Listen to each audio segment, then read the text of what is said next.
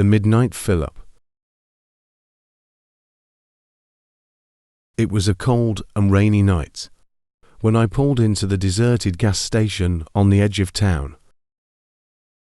My fuel gauge had been flirting with empty 4 miles, and this was the only station 4 miles. It was a place I had never visited before, a tiny, run-down place with flickering fluorescent lights. As I stepped out of my car, a sense of unease washed over me. The place was eerily quiet, the only sound the soft pitter-patter of rain. I grabbed the gas nozzle and began to fill up my tank, trying to ignore the unsettling feeling that something was watching me. Out of the corner of my eye, I saw movement, a figure lurking in the shadows of the gas station. It was tall and gaunt, its face hidden beneath a tattered hood. It was tall and gaunt, its face hidden beneath a tattered hood.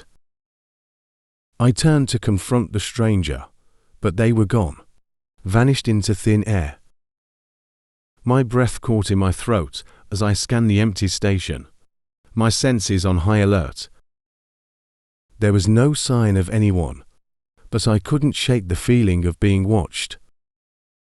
As I finished filling up my tank, I heard a soft, eerie melody drifting through the air. It was a haunting tune, like a lullaby from a nightmare. The sound seemed to come from all around me, echoing through the empty gas station. I climbed back into my car, my hands trembling as I tried to start the engine. The melody grew louder, more sinister, filling my ears until it felt like it was inside my head. I realized that it was coming from the gas pump itself, as if it were alive. Panicked, I yanked the gas nozzle from my car and sped away from the gas station, the melody fading into the distance. I never looked back, but the memory of that eerie gas station and the haunting melody still haunts my nightmares, a reminder that some places are best left unvisited. The Phantom Attendant.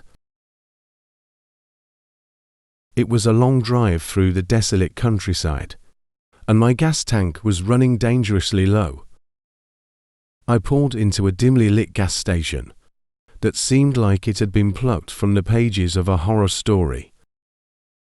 There were no other cars, no signs of life, just the eerie glow of the gas station's flickering lights. I stepped out of my car, the night air heavy with silence. The pump was old and creaky, and the gas station itself looked like it had seen better days. As I began to fill up my tank, I noticed something odd. The gas station's windows were covered with thick, dark curtains, and the building seemed abandoned. Just as I was about to finish, I heard a voice, a low, raspy whisper that sent chills down my spine. "You shouldn't be here," it hissed. I looked around, but there was no one in sight. I tried to shake off the unease and continued to fill my tank. But the voice persisted, growing louder and more insistent. "You should leave," it whispered, a note of urgency in its tone.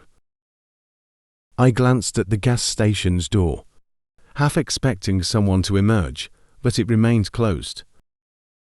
The voice seemed to be coming from all around me, as if the very air itself was speaking. As I finished filling up my tank, the voice reached a fevered pitch, its tone filled with terror. "Run," it screamed. I jumped into my car and sped away from the gas station, my heart pounding in my chest. I glanced in my rearview mirror, half expecting to see someone or something pursuing me. But there was nothing but the empty road. I never learned who or what had whispered those ominous warnings. But the memory of that gas station and its phantom attendant still haunts me, a chilling reminder that sometimes the most terrifying things are the ones we can't see. The Abandoned Oasis. On a long and desolate stretch of highway, I found myself in need of fuel in the dead of night. The only option was an abandoned gas station that had clearly seen better days. Its neon sign buzzed intermittently, casting eerie shadows on the cracked pavement.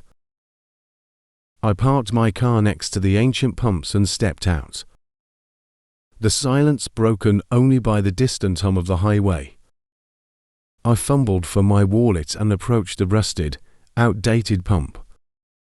Suddenly, the gas station's overhead lights flickered to life, bathing the area in a harsh, yellow glow.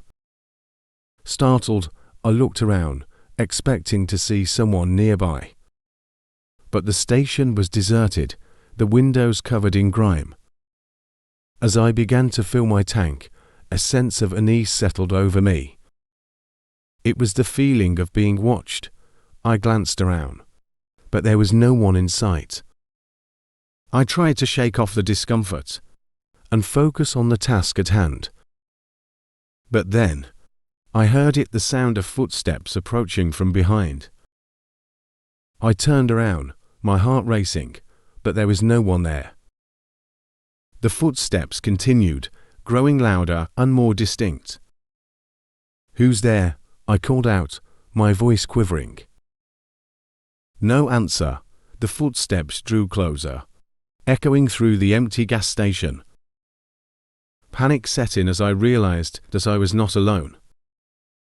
I fumbled for my phone, ready to call for help. Just as I dialed 911, the footsteps reached a crescendo, and a shadowy figure emerged from the darkness. It was a man, his face obscured by a hood, his steps slow and deliberate. "Can I help you?" I asked, my voice trembling. The man didn't respond. Instead, he reached into his pocket and pulled out a gleaming knife, its blade catching the dim light. My heart pounded in my chest as I backed away, my phone slipping from my hand. I turned and ran for my car, the man close behind. I slammed the door shut and locked it just in time. The man pounded on the window, his face contorted with rage. I peeled out of the gas station, leaving the abandoned oasis behind. I called the police and reported the terrifying encounter, but when they arrived, the gas station was empty. The hooded man long gone. The memory of that abandoned gas station and the sinister figure that lurked within still haunts me. A chilling reminder that sometimes the most frightening horrors can be found in the most unexpected places.